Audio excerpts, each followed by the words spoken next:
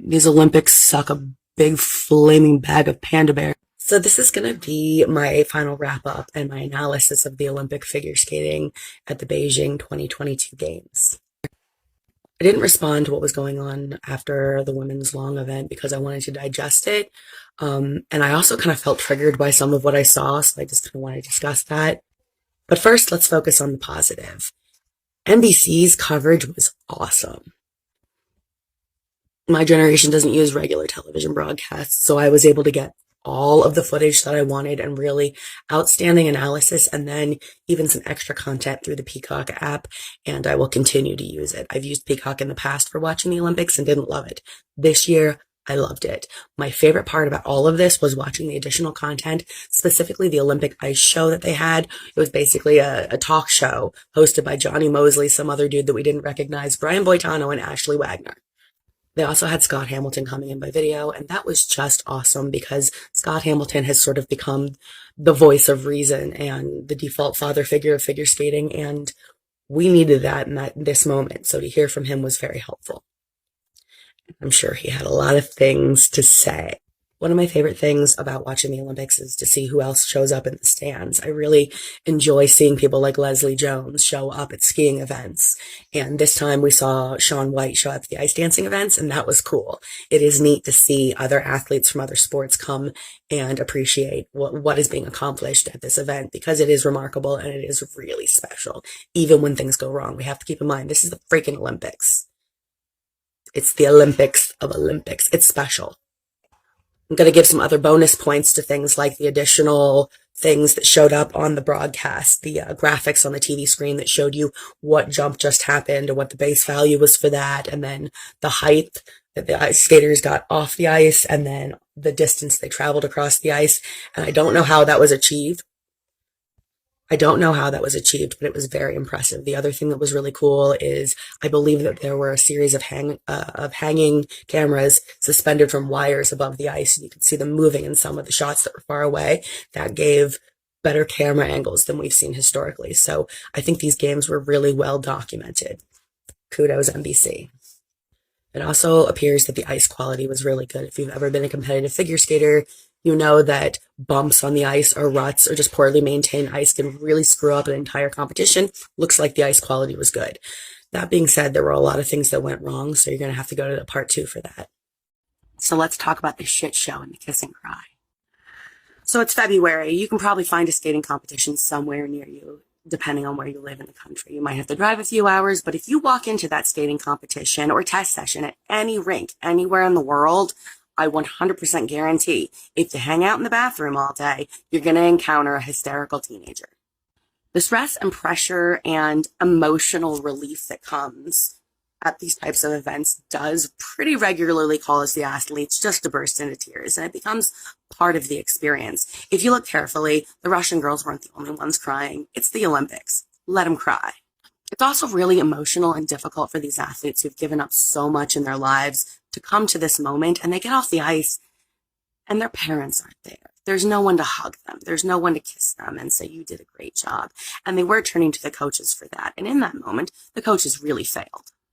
We've all seen the footage of Anna Sherbakova hugging a teddy bear, not sure what to do because her teammates were both in hysterics based on the outcomes of their skates. Alexandra Trusova skated a beautiful skate. So Alexandra Trusova's program included 5 quads. That's 5 quadruple jumps. Just to put that in perspective, Nathan Chen also did 5 quadruple jumps and won the men's event. That is really unheard of, and I can understand her frustration. Yeah, skaters having meltdowns is really common. This might shock you, but I have been a hysterical teenage figure skater having a meltdown. But NBC wasn't in my face. So yeah, the truth is a lot of skaters are upset with the outcomes of their performances, but they have the luxury of not having a live sports broadcast coming at them at that moment. And I think a more tasteful way of dealing with this would have been to shield the teenagers from that moment. I'm sure they regret the way that they behave, but now they have to live with that footage forever. The flip side of this is that the things that Alexandra Trusova were saying, after they were translated, they lent a little bit of validity to the argument that Eteri Tutberidze is a bit of a monster. She was quoted as saying things like, Terry knew everything, and when is the world going to understand about a Terry Georgia? And I think that might be her middle name. And I really hope that the governing entities of our sports and the Olympics to further investigate what happened and obviously look into Terry Tutberidze, but I really hope they also speak with the skaters because those girls know what's going on. They know where the bodies are buried. And unfortunately, the worst moment of their lives was played out on live television, and they will never be able to outrun that moment. And I think that we can all collectively do them the service of allowing them to grieve for their adolescence in private. It's called the kiss and cry. Come on. Okay, so I want to address the Sha'Carri Richardson Camila Valieva comparison that's happening in a lot of public conversations. It's not apples and oranges, but we're not comparing similar situations. And the reason why is there's too many variables.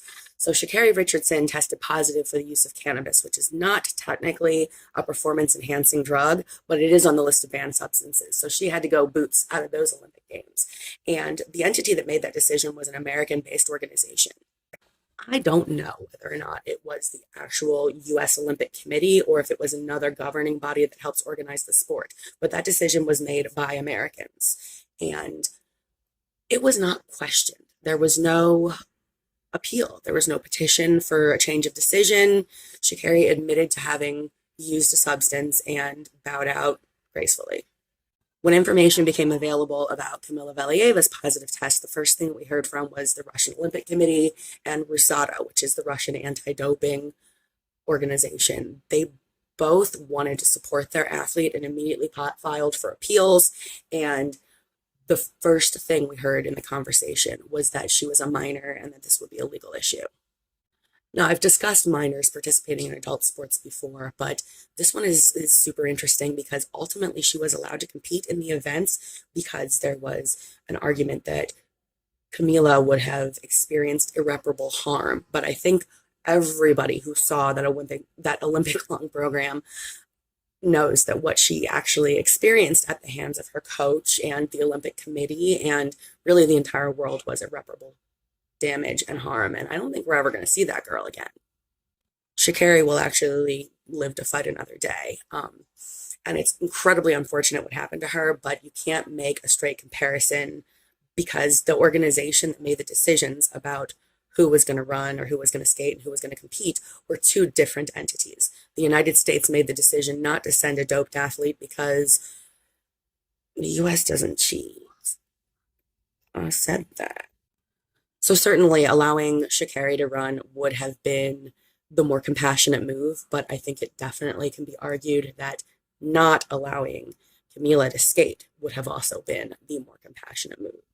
And I think that we need to do better. This was unfair what happened to both of these women, and it's just made things ugly. And we have to figure out how sports are going to move forward from this moment.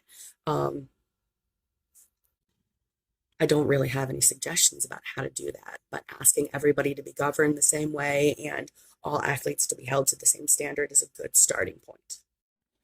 Okay, so the core values of the Olympic movement are excellence, friendship, and respect.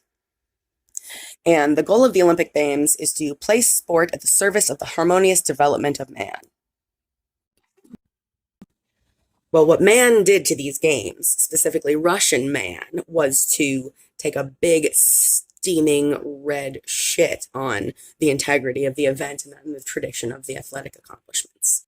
Between the human rights violations and the live televised child abuse, I don't know that we can continue to justify what this is without taking a serious look at what the games are and how they're being used. It's unacceptable for a team or a country to compromise the health and well-being of its athletes, specifically its minor athletes. Come on, these are kids. For you guys to have compromised and endangered the well-being of those individuals just to get a medal. I mean, like, yeah, I get it. It's an Olympic medal. But at the end of the day, Russian athletes are unbelievable, and they probably would have been capable of winning many medals without the use of additional substances and performance enhancing drugs. There's just no reason for that. And it's sad because I'm not sure what the next step is.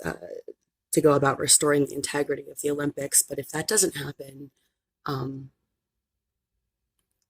I'm not sure if it's worth it. At the end of the day, the Olympics they're an event that's held for the athletes, but they're really like there's only a few thousand athletes there. There are millions and millions of people in the world that look to the Olympic Games as a source of inspiration.